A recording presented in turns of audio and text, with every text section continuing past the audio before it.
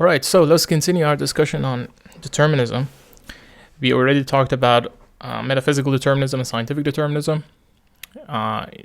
We define metaphysical determinism that all events in the world are fixed. They're not changeable, predetermined, and future is as little changeable as is the past. And we said that the main argument for metaphysical determinism is a special relativity, and in a video that I would put in the description or also on the video, that special relativity does not actually entail metaphysical determinism. You can check out those videos. We also talked about scientific determinism, and there we gave examples of prediction from within, and there we explained why prediction from within is impossible, and that can be an argument against scientific determinism. So the main idea there was that future state of a system depends on the current state and future input. So we describe the system as a differential equation in terms of x dot equals f of x and u. And the idea of prediction from within is that when the predictor is within the system and can influence the system, then one of the inputs that you need to know before you can make your prediction is the result of your prediction. So a concrete example would be, suppose that I tell you that I'm going to draw a triangle in 5 minutes, you predict and tell me what I will draw. And in that case, you need to know everything that influences me for drawing that triangle, and one of those things that influences me is the result of your prediction. So you need to make a prediction before you make a prediction, which is not possible. And that's where prediction from within is impossible. Because some people think, okay, what about the prediction from without? Like that's the main idea. They think that, okay, if you put a system in a box and we isolate it from any influence, if I know the whole system, if I know the whole state and all the laws, then I can clearly propagate the laws, the differential laws, and believe in that. But I think that doesn't work either. I will try to explain in this video why that's the case. And with that, we see that even prediction from without is not something that we can rely on for getting determinism.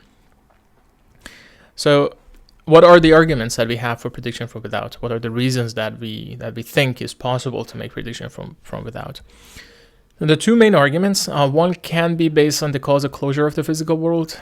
I don't think it's enough, but you can make a video. You can make an argument based on it. You can check out my other videos in response to causal closure, which I don't think it works because so I'm not going to explain it again, but if you look into those videos, you will see that it's very difficult to come up with a good description of causal closure principle.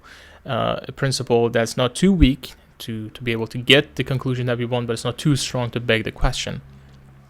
But I think even if we give the causal closure, it wouldn't be enough. But that's not really the reason that we think that prediction from without is possible. The reason is that we can predict some systems. That's the main argument, right? Look, we have all these different systems, and we can look at them, we can measure them, and we can make predictions. So why not all? So the main argument, in my opinion, in people's mind when they think about predictions and prediction from without, and you can see how this leads up, but it's not true actually. So they start with this kind of prediction from without, and then they go, okay, then scientific determinism is true, and then determinism is true. But the point is that you can actually see that on all these different levels, it fails to be a valid argument. So the argument that people usually make is that, look, we can predict, for example, the movement of a stone or a machine. If I have electrical circuit, if I know the current state, if I know the laws, that I know what's going to happen. But a tree or an animal or a human is just a complex machine. Therefore, in principle, even though in practice it might not be possible, but in principle, we can predict a tree or an animal. So that's the argument, right? Now, what's the problem with that argument? The problem is that it's not a deductive argument. It's just not a deductive argument that you can get from premises to conclusions. It doesn't have a form of a syllogism, But of course, that's not the only type of arguments that we use. And I understand this kind of thinking that, okay, we can predict these systems over here. Therefore, we can predict these other systems that are similar to these but are more complex. But again, I want to insist that this is not a valid deductive argument. What we're saying is that we have some systems over here that we can predict, therefore we can predict these systems. But why? There is no logical connection between these two. But I understand the urge of making such an argument, because we do make such arguments all the time. And I've talked about this in our video on in lectures in metaphysics. I guess it was the third lecture. I will put the video to that one, a link to that video as well, where we talked about natural laws. I understand the urge, because this for example, this argument is based on a sound argument. It's something that I agree, everyone agrees that it works. Imagine you go to a market and then there are some tester pieces of a fruit. You taste those testers, you see that they're delicious, you buy 10 of that fruit. Now what's the reasoning behind that? Now that's not a valid argument either.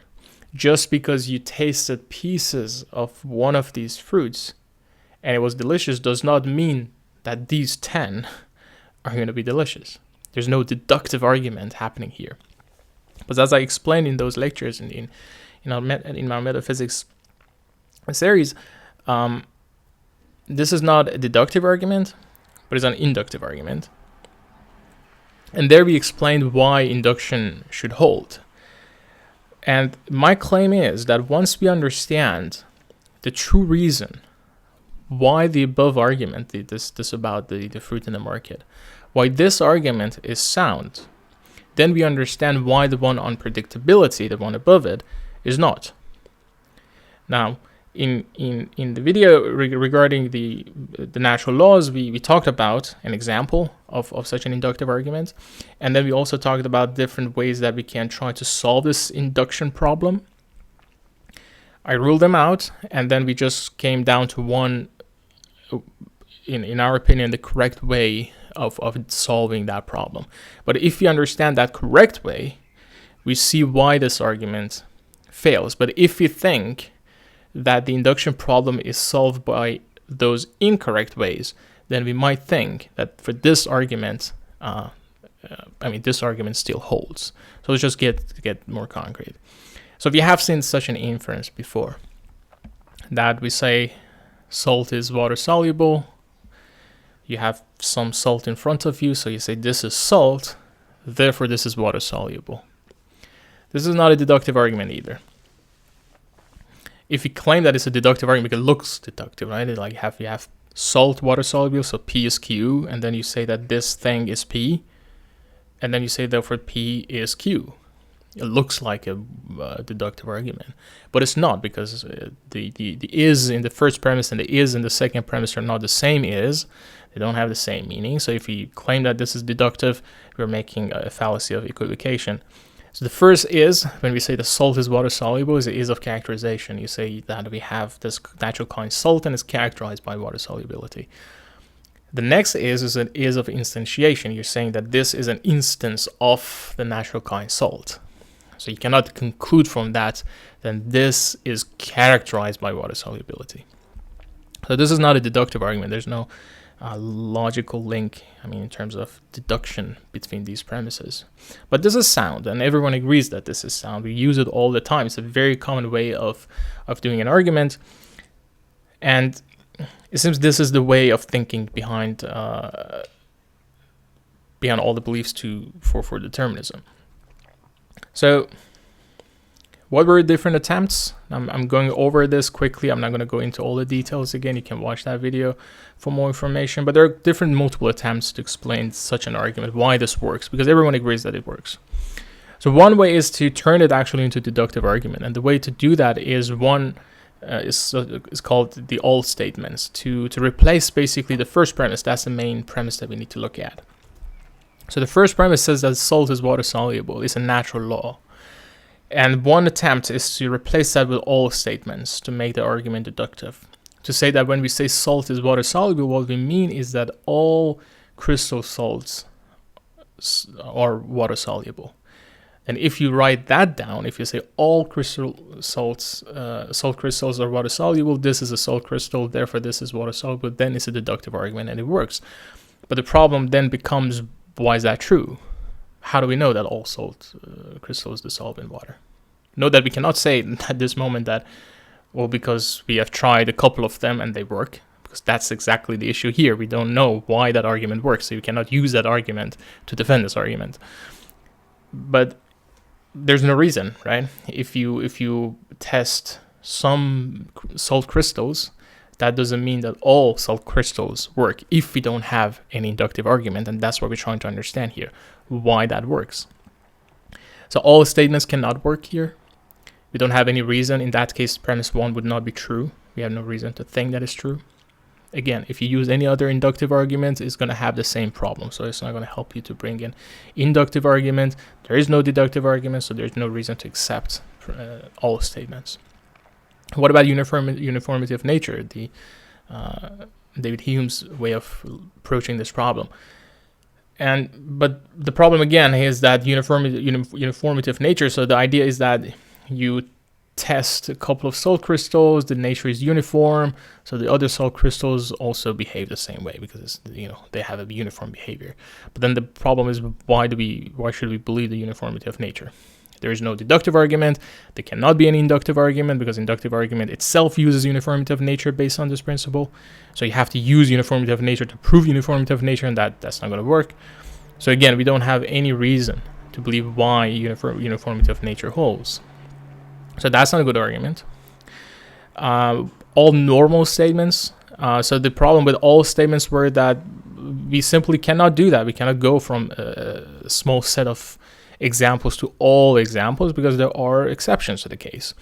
So in that case, people try to come up with other ways by introducing this kind of all normal statements, in the sense that we're not saying that all salt crystals dissolve in water, because of course there are going to be some exceptions.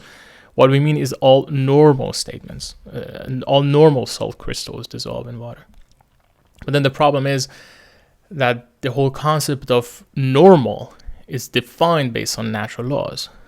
We call something normal if it follows the norm, but we are asking for an understanding of that norm. We're asking why that norm holds. And of course, you cannot use the norm to explain when the norm is holding. You cannot ground the norm. So all normal statements just go in circle.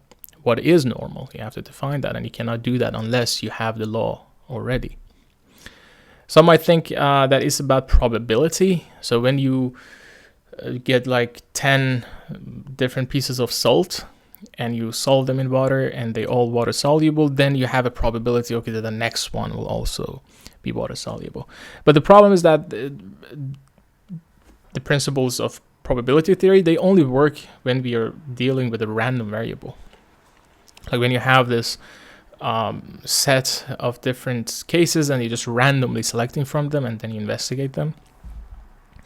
But the thing is that in nature, we're not really drawing randomly. It's not like that we're drawing salt from different points in time in different places, and then based on the number of salt crystals that are water soluble, we are producing a probability of the next salt crystal dissolving. Because again, I don't want to go into details, but I'm just remaking the video that I made on natural laws. You can just watch that one. But the main point is that in these sort of inductive arguments, even one experiment is enough. There are a lot of experiments that are expensive, so we cannot repeat them so many times. So even one time doing that is enough.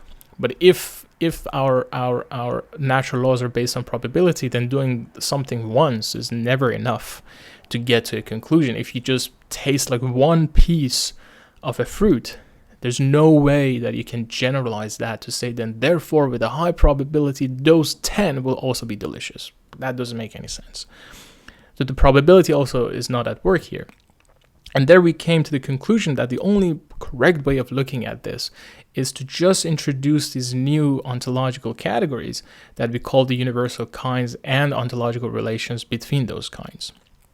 So the correct way of looking at this is that salt is a natural kind, water solubility is a property, and salt is characterized by water solubility. Then you have salt, which is in an instantiation relation to the natural kind salt.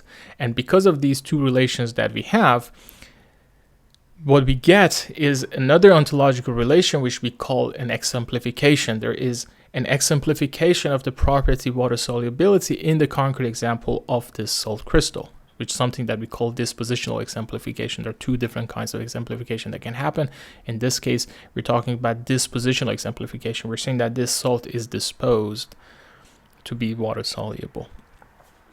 So the idea there was that it's an argument against nominalism, that we have to have these universal kinds, these abstract things, and we also have to have these ontological relations. That's the only way to understand it, because salt is a natural kind. Even doing one experiment would be enough to get the dispositions for that natural kind. For more details, I will just refer to my videos on metaphysics. This is one of the points that in my lecture in metaphysics, I explained why metaphysics is important, and everyone has a metaphysics, but we have to investigate what that metaphysics is. Otherwise, it might confuse us, and as we can see, there can be some practical applications that we haven't really investigated that deep. But exactly because of that, we are led into wrong conclusions. For example, that we believe that all systems can be predicted from without. And as we will see, there's no reason to believe such a thing. It's just a blind faith in just determinism or scientific determinism. Now we'll see why. So the fifth way is the only way to do this. So basically, the only good way of making an argument for prediction from without would be to say that systems are predictable from without. S is a system, therefore S is predictable from without. That's the only valid form of argument. And this would only work, and this is where the problem comes in, is the first premise. This will only work if being a system is a natural kind, which is characterized by predictability. And now you see why I said that if you have the wrong way of solving the induction problem, then we wouldn't see any problem with this kind of argument. If the whole idea is about probability, or if it's about the uniformity of nature, then you say, hey, why not? I can predict this stone, I can predict that machine. Okay, then that car is just more complex, and it gets more and more and more complex. You get to an animal, it's all the same thing, it's all uniform. If we have those kind of thinking, which is not true, then we would think that this argument also works. But if we have the correct way of thinking about those arguments, then we would know what the problem is with this argument. The problem with this argument is that this only works if being a system is a natural kind, like being salt, like being a bird. That's a natural kind which is characterized by predictability. Now that's a problem, because being a system cannot be a natural kind. You see, in metaphysics, it's not just taxonomy. It's not that we just collect things and put a label on them. We're talking about real features. We're talking about real laws. So it's not just a nominal exposition that we just, we see things, we put a label on them. No.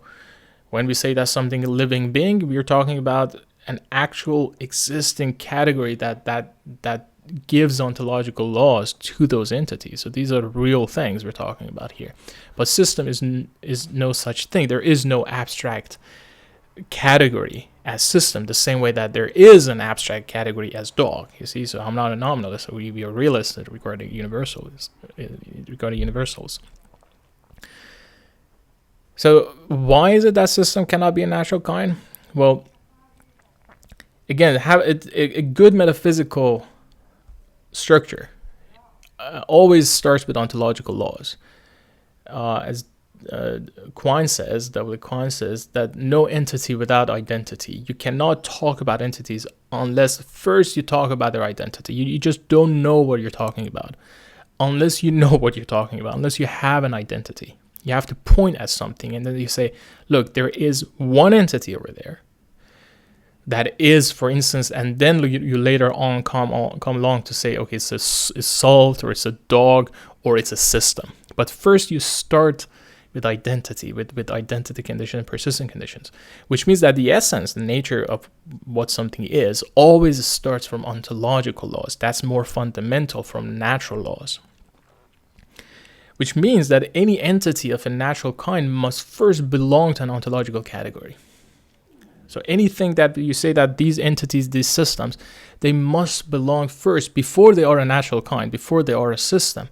They must have an ontological category already.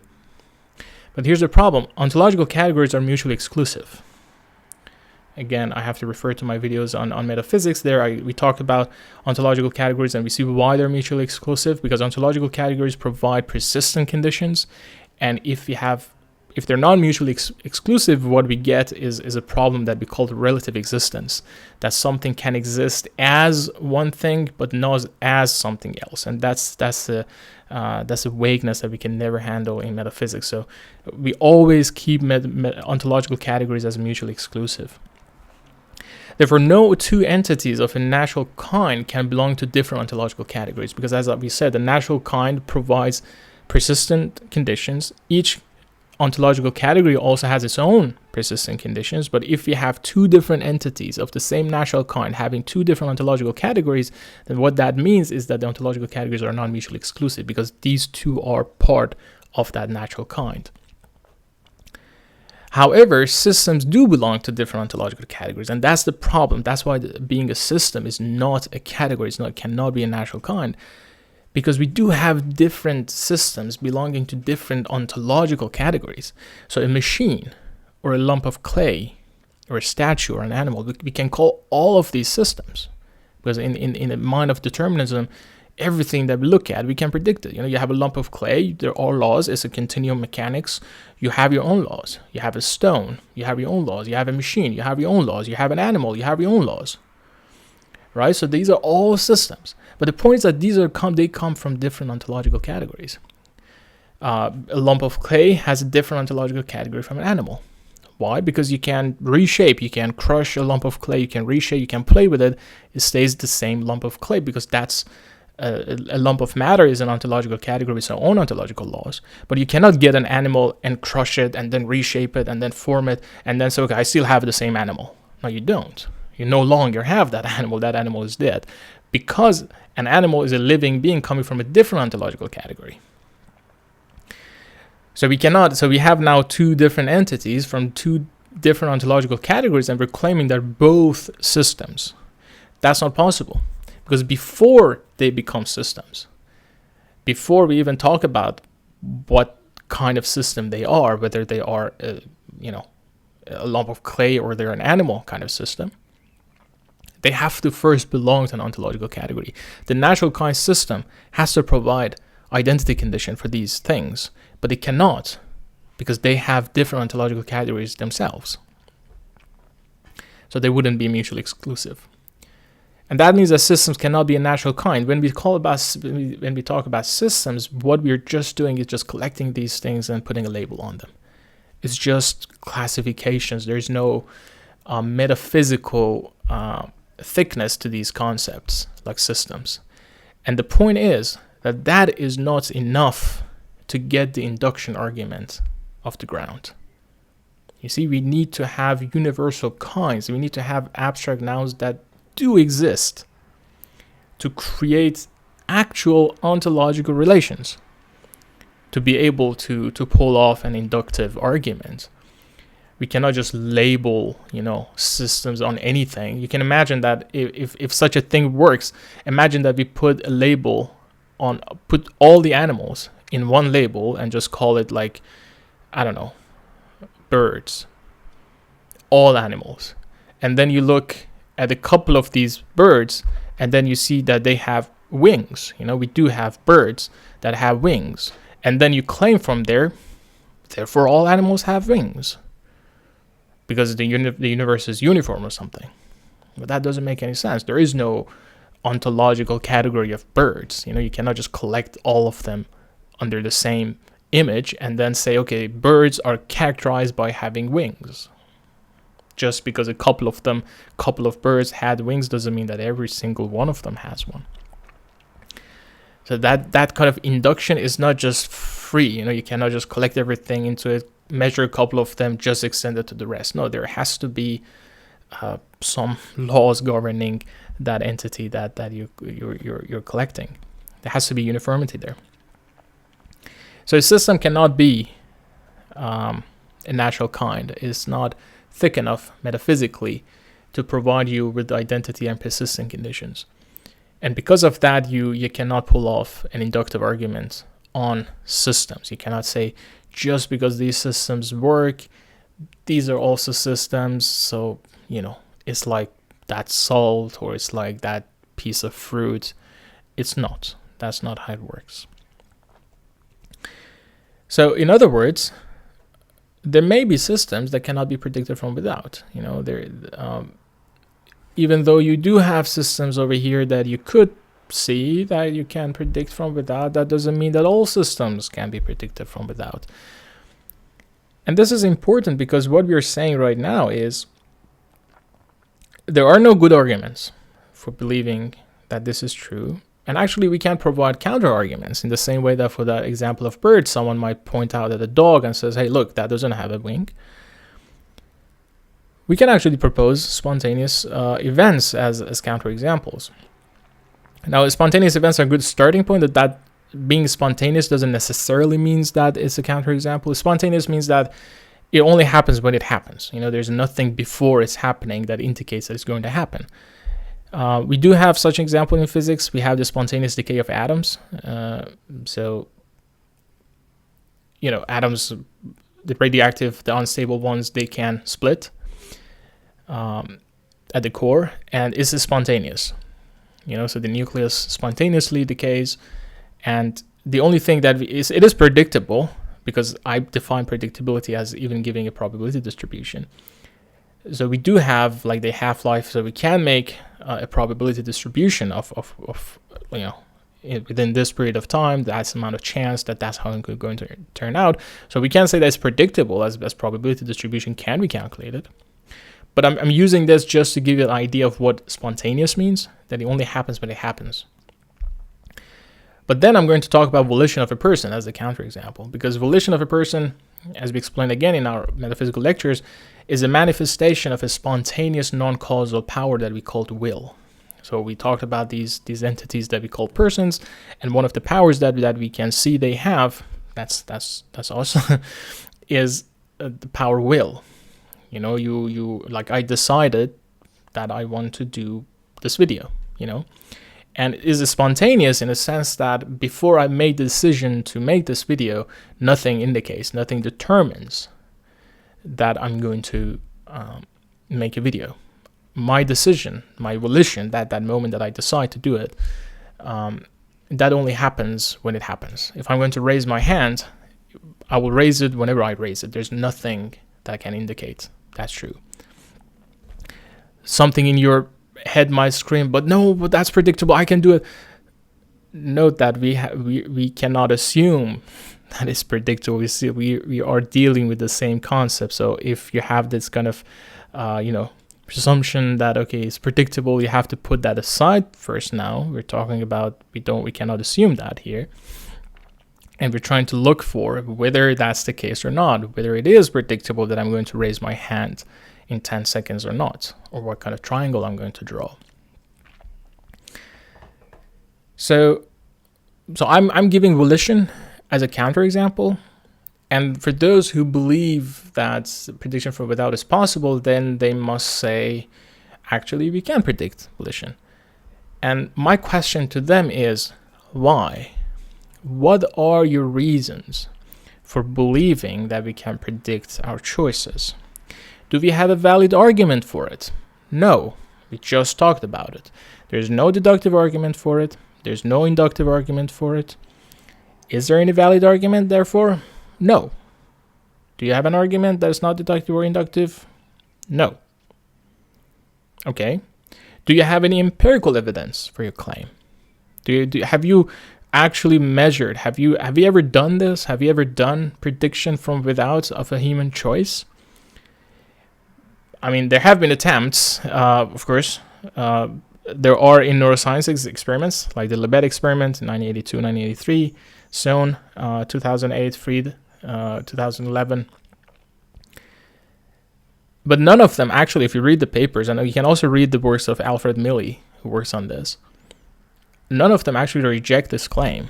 None of them prove that he can predict the choices of a person.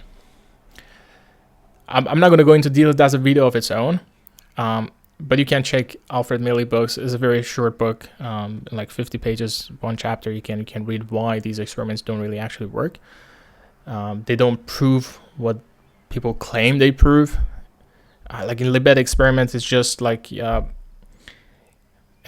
I will have to go into details. I don't want to go into details, but like you flex the wrist, and then they measure your brain activity, and then they say, okay, you also tell us the time that you became aware of your choice, and then the result shows that the person about 200 milliseconds before flexing the wrist, they say that we became aware that that's our decision.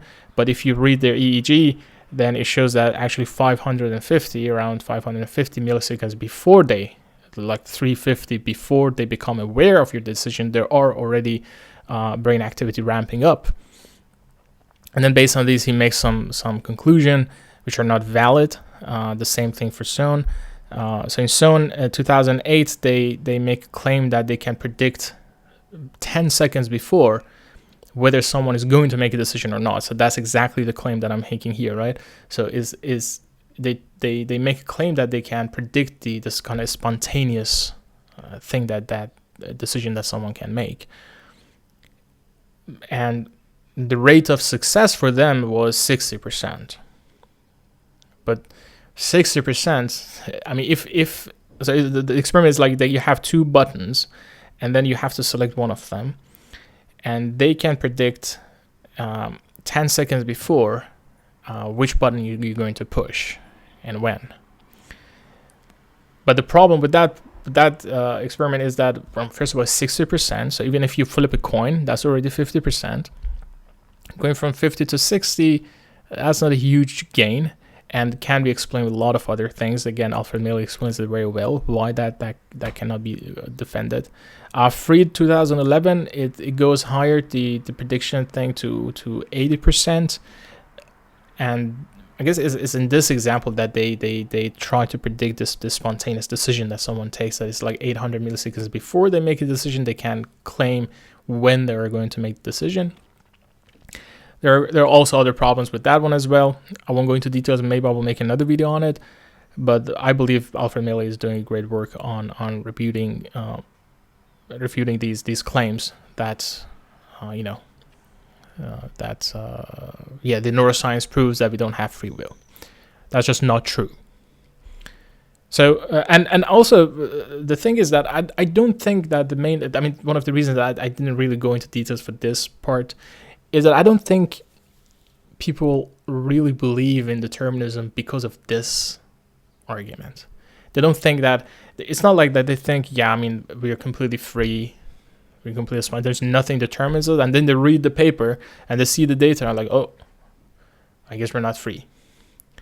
To me, from people I talk to, it seems to be more on the side of this kind of metaphysical viewpoint, that valid argument that they have. Like, come on, like, it's all physics, right? Physics, we know those systems work, so why not these? That's the main viewpoint that leads to determinism. So that's why I won't go into details for empirical evidence for neuroscience. You can check Alfred Milley works, and when you check that out, you clearly see what the problem is. But there's still one point about these empirical evidence that I want to point at, not repeating everything that Milley says. And that's a difference between prediction and reporting, because sometimes I see videos, people claiming to be predicting something, while when you look at those examples, you see that it's not really a prediction.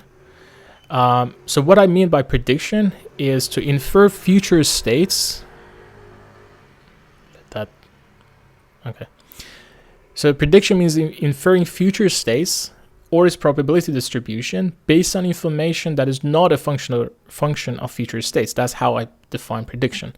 So you measure the information right now, and then you make a prediction for future. So I'm trying to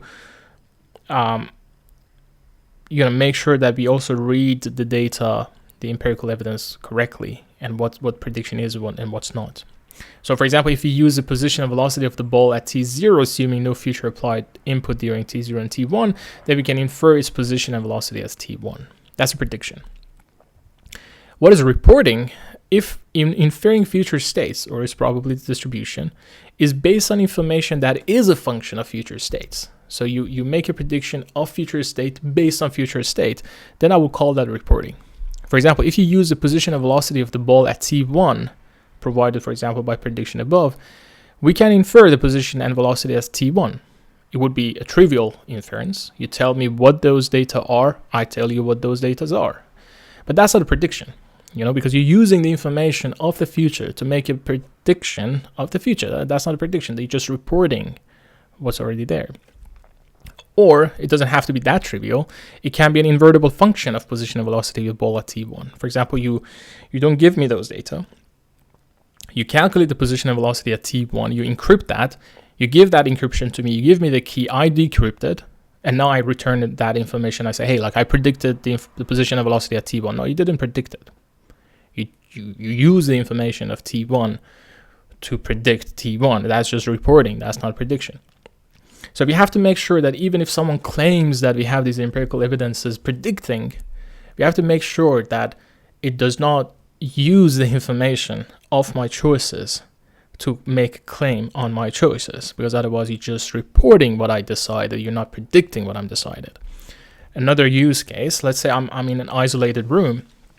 I make these examples because I'm making a big claim here. I'm claiming that there cannot be any empirical evidence. You can never predict my spontaneous decisions. That's just not possible. So a use case can be that I am in an isolated room. I write down a natural number every 10 seconds. That's the setup of the experiment. I just write down a number, any number that I want every 10 seconds.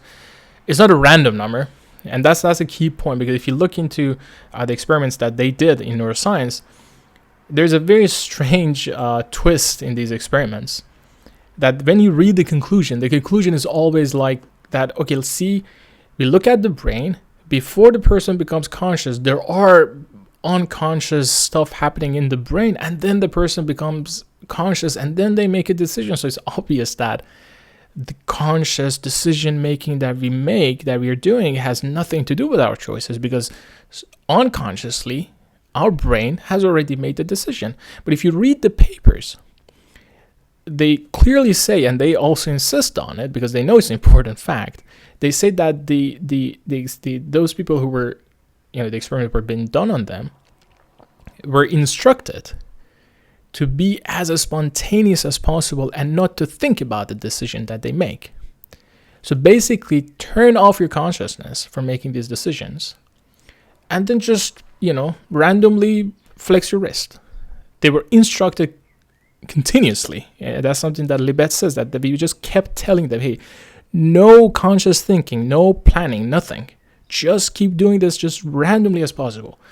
Well, of course, if you do it like that, later on you will see that conscious thinking had no role to play in it. But that's ridiculous. Like, you tell someone that, hey, just let whatever feeling comes, rises in you, makes the decision for you. Just let it be absolutely random, spontaneous. Whenever it happens, it happens. No conscious thinking, no deliberation, no rationality behind it. But then you look at the results and then you say, hey, look, your rationality didn't make a decision. It was just your subconscious stuff happening that made the decision. Well, of course it did. I was not making any rational choice. And if you look into my videos on free will, you see that it's part of my definition of free will, that there is this kind of deliberation process. You have to be rationally aware of it. And if I'm not wrong, I actually talked about this, that if we make a decision and we don't do it for a reason, if there's no deliberation behind it, then I don't even call that a choice. It's not a rational choice. If I flex my wrist at any random time, that's just not a free choice that I'm making here. I'm just doing random stuff. It's not a rational choice. So the numbers that I'm going to write down, they're not going to be random. They're going to have a pattern. They're going to have some reason behind them. And now you are to predict which number I will write down next. You have unlimited computation power. You have unlimited measurement power. Now, these are examples of reports that they might look like they are predictions. For example, if I'm going to write down something and I say it out loud in the room that I'm going to write down the number 5, I'm going to write down 23, and then you hear that and then you predict that one. You write under your paper. So that's like the experiment. I'm going to write down something, you're going to write down something, and then we're going to compare it together. If I say out loud, I'm going to write 25, and you write 25. I'm going to write down 6, and then you write 6. Then, of course, in the end of the experiment, our two papers are going to look exactly alike. Did you predict my behavior? No, you just reported my decisions. I just told you what I'm going to do. You use the information of my decision to make a prediction. That's reporting. Let's suppose that I write down the digits of number pi. That's my decision. You don't know that yet. You look at my writing. I say, okay, I'm writing 3.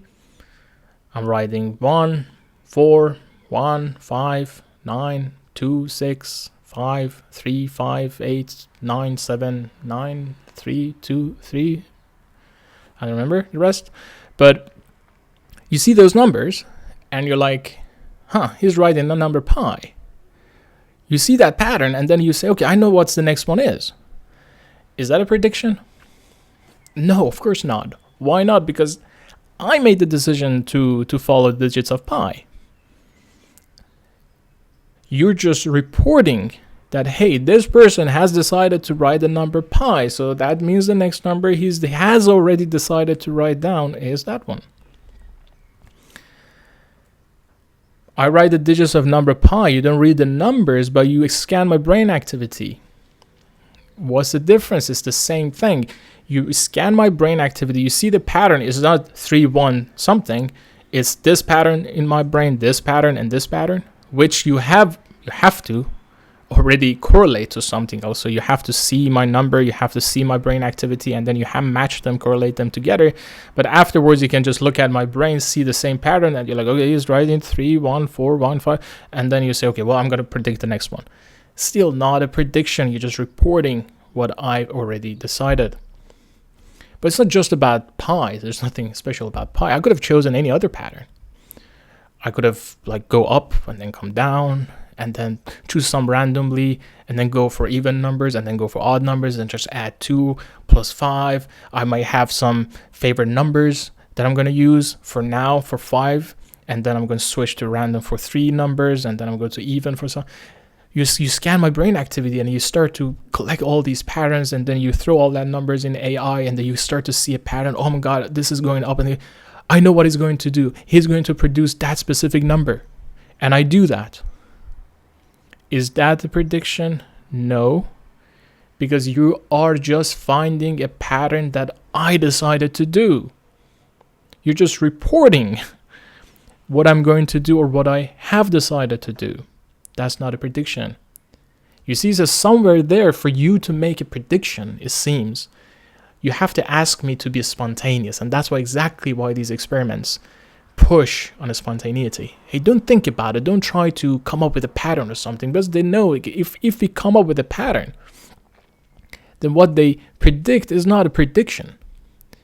If they can really do something, can you predict the pattern that I'm going to choose? Do you know what I'm going to do? And I don't think that's possible. I don't think we've ever done that. I don't think we ever could do that. And so, yeah, I mean, that's a challenge to those who believe prediction for without. What is your reason? There is no inductive argument. There's no deductive argument. And we have never done an experiment.